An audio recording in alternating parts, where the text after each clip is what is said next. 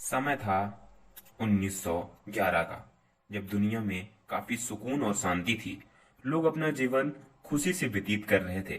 सभी देश प्रगति कर रहे थे। लेकिन उस काल में कई ऐसी रहस्यमयी घटनाएं हुई जो आज एक बड़ी पहेली बन गई हैं। 1912 में डूबा आरएमएस टाइटैनिक के डूबने से एक साल पहले इटली के जेनेटी कंपनी ने एक ट्रेन का निर्माण कराया। यह एक रेलवे कंपनी थी जिसने उस समय ट्रेन का नया मॉडल बनाया था, जो यात्रियों को लग्जरी सुविधा देने के साथ साथ जल्दी अपने मंजिल तक पहुंचा दिया करता था। जेएनटी कंपनी ने यह घोषणा की कि अपनी पहली यात्रा में 100 लोगों को वह फ्री राइड देगी। ट्रेन में खाने पीने का सामान और सभी सुविधाएं मौजूद थी। दिन थे गर्मियों के। यह ट्रेन 100 पैसेंजर और 6 रेलवे स्टाफ मेंबर के साथ रोम शहर से यात्रा पर निकलती है। लोग हंसते खेलते अपना सफर एंजॉय कर रहे थे। ट्रेन का माहौल बहुत बढ़िया था।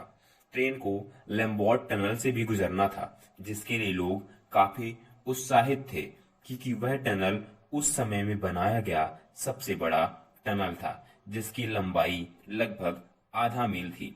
लोग बाहर से भी इस ट्रेन को गुजरते हुए देख रहे थे। जैसे ही ट्रेन लैम्बोर्गिनी माउंटेन के पास पहुंची तो कुछ अजीब सा घटने लगा। इससे पहले कि ट्रेन टनल में जाती, ट्रेन में से 2 पैसेंजर बाहर कूद गए और ट्रेन उन्हें छोड़कर टनल के अंदर चली गई। इसके बाद जो हुआ, इटली का सबसे बड़ा रहस्य बनकर रह गया। जी हाँ, ट्रेन टनल की एक तरफ से दाखिल तो हुई, लेकिन दूसरी तरफ से बाहर नहीं निकली।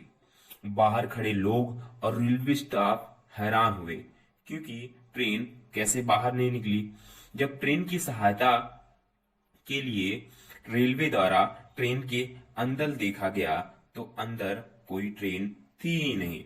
इसके बाद इस ट्रेन की बहुत खोज हुई, लेकिन ट्रेन का कोई भी नामो निशान नहीं मिल पाया। ट्रेन के जांच के लिए एक कमेटी बनाई गई, जिसने ट्रेन को देखा था उससे पूछताछ की गई। रेलवे के सिग्नल मैन से भी पूछताछ हुई। कुल मिलाकर नतीजा यही निकला कि लैम्बर्ट टनल तक इस ट्रेन को जाते हुए सबने देखा था, लेकिन उसके बाद ट्रेन को किसी ने नहीं देखा। फिर क्या था, मीडिया में खबरें छपी गई। ट्रेन के सभी ट्रैक्स पर तलाशी ली गई कि यह ट्रेन लैम्बोर्गिनी स्टेशन से निकलने के बाद गई कहां। जो लोग ये दावा करते हैं, जब ट्रेन टनल के अंदर जा रही थी तो वहां 2 लोग कूदे थे, जो रेलवे के पास जाकर यह जानकारी देते हैं कि वह भी उस पैसेंजर में शामिल थे। जब ट्रेन टनल के अंदर जा रही थी तो कुछ ऐसा हुआ जिन्हें वो देखकर वो ट्रेन के बाहर कूद गए। रेलवे को उनकी मानसिक स्थिति सही नहीं लग रही थी। पहले तो लोगों ने उनकी बात पर यकीन नहीं हुआ, लेकिन जब रिकॉर्ड चेक किए गए तो पता लगा वे इस ट्रेन के यात्री थे। तो उनसे जानकारी ज्यादा लेनी चाहिए, तो पूछा गया कि क्यों आप ट्रेन के बाहर कूद गए।